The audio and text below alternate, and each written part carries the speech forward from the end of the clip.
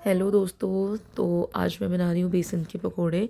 पहले तो सभी को हैप्पी न्यू ईयर। तो भाई मैं आ गई थी किचन में और मैंने बनाना स्टार्ट कर दिया था पकोड़े। पकोड़े बनाने के लिए मैंने बेसन का एक पेस्ट बना लिया जिसके अंदर मैंने सारे वेजिटेबल्स डाल दिए, लाइक पालक, मेथी, आलू, गोभी, प्याज, हरी मिर्ची, हरा धनिया, everything I have put it in it. And then मैंने बना लिया एक गाढ़ा सा पेस्ट। फिर उसके बाद मैंने पकोड़े सेकना शुरू कर दिया और फिर मैंने रख दी चाय बनाने के लिए मैंने अदरक कूट ली थी। फिर उसमें डाल दी मैंने चाय पत्ती, चीनी एंड ऑल दैट। फिर मैंने बनाई चटनी।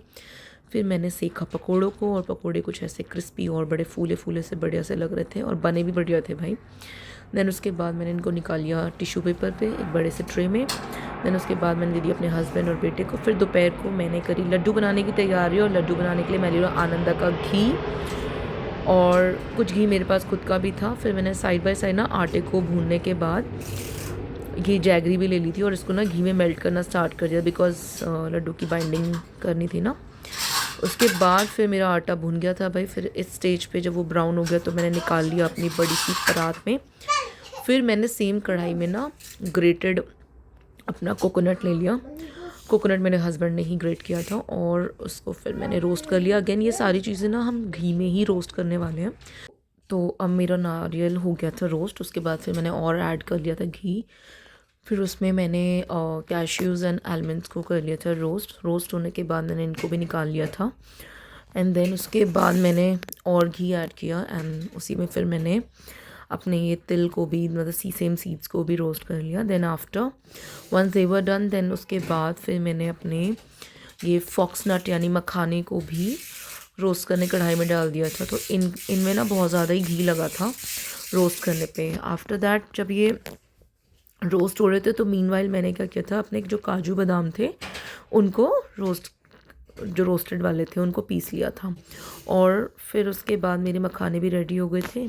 फिर यहाँ पे ले रही मैं डेली गुड्स के अपने ये सीड्स। ये मैंने एडिबल गम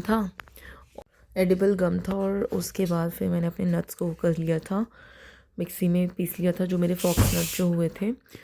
उसके बाद फिर मेरे जो पम्पकिन सीड्स थे वो भी हो गए थे। फिर मैंने चनों को भी भून लिया। चनों को भूनने के बाद फिर मैंने उनको निकाल लिया एक थाली में जहाँ पे मेरे सारे नट्स थे। फिर मैंने डाल दिया ये एडिबल गम भूनने के लिए और ये ना पॉपकॉर्न की तरह फूल जाते हैं जैसे ही हम इनको ना घी में डालते हैं। तो फिर भाई इनको भी बहुत ज़्यादा घी में वो करना पड़ता है तो इसके लिए घी पड़ गया था कम, तो मैंने और भी डाल दिया था। उसके बाद में ये पॉपकॉर्न की तरह फूल गए थे और फूलने के स्टेज पर ना इसको साथ के साथ ही पीसना पड़ता है। अगर आप ठंडा करके पीसेंगे ना तो ये नहीं होगा।